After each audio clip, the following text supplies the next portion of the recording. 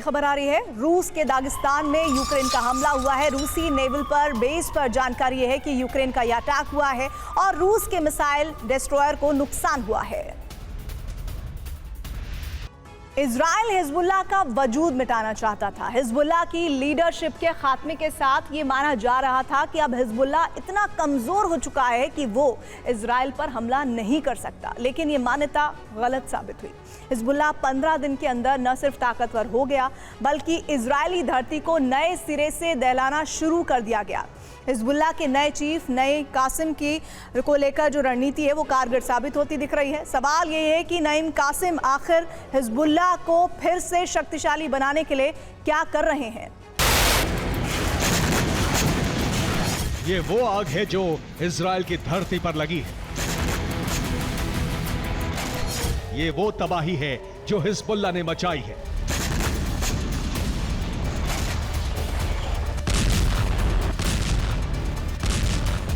Israel के आधा दर्जन शहर, 1 दर्जन सैन्य बेस इसी तरह दहल रहे हैं।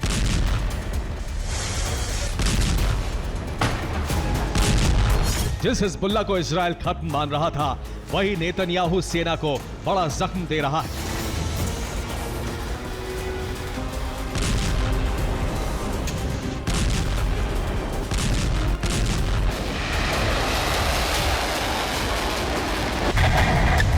इजरायली शहरों में ये रॉकेट और ड्रोन हमले इस बात की गवाही दे रहे हैं कि हिजबुल्लाह फिर से शक्तिशाली हो गया है।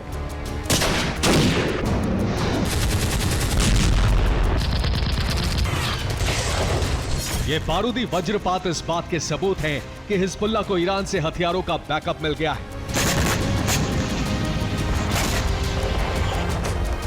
यही वजह है कि नईम कासिम के लड़ाके इजराइल के खिलाफ बारूदी गर्जना कर रहे हैं। नेतृत्व विहीन हुए हिजबुल्लाह के लड़ाकों को नया लीडर मिला तो वो एकजुट होकर हमला करने लगे।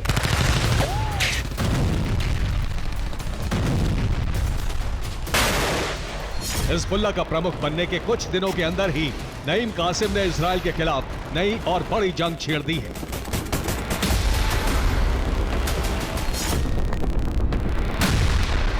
नई कासिम ने हमले की जो रणनीति बनाई है वो कामयाब हो रही है। इजरायली एयर डिफेंस हिजबुल्लाह के हमलों को रोक नहीं पा रहे।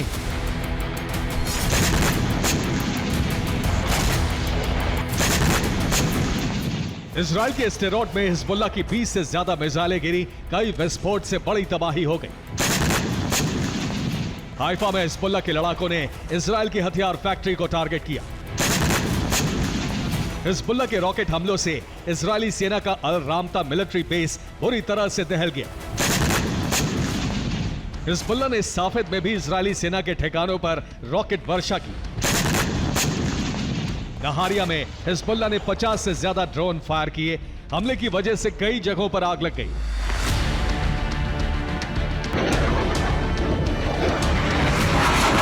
हिजबुल्लाह के हमलों की वजह से नहारिया से लेकर हाइफा और साफेद में आपातकाल घोषित करना पड़ा। जान बचाने के लिए लोगों को बंकर में शरण लेनी पड़ी।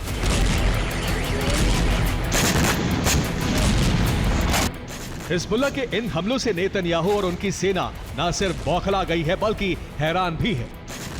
जिस हिजबुल्लाह को इजराइल खत्म मान रहा था, वो कुछ ही दिनों के अंदर इतना ताकतवर और खतरनाक कैसे बन गया? इस सवाल का जवाब यह है कि हिजबुल्लाह को एक बार फिर से ईरान का बैकअप मिलना शुरू हो गया है।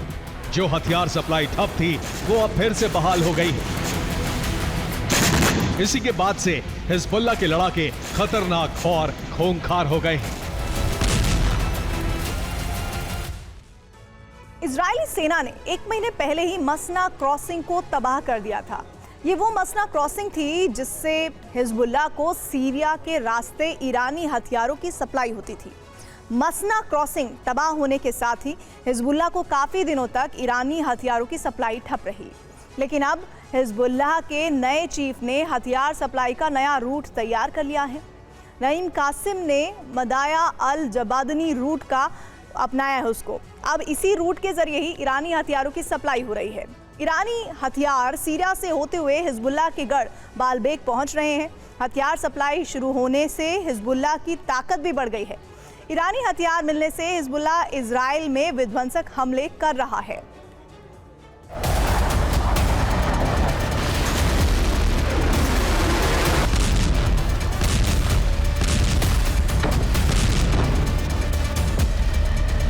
हिजबुल्लाह के हमलों को इजराइल रोक नहीं पा रहा है, लिहाजा बौखलाई आईडीएफ ने भी लेबनान में हमले तेज कर दिए हैं।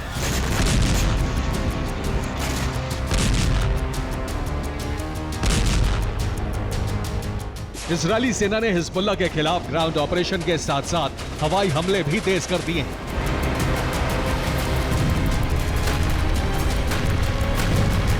आईडीएफ अब दक्षिणी लेबनान के उन शहरों पर हमले कर रही है जहां हिजबुल्लाह के सीक्रेट ऑपरेशन बेस हैं।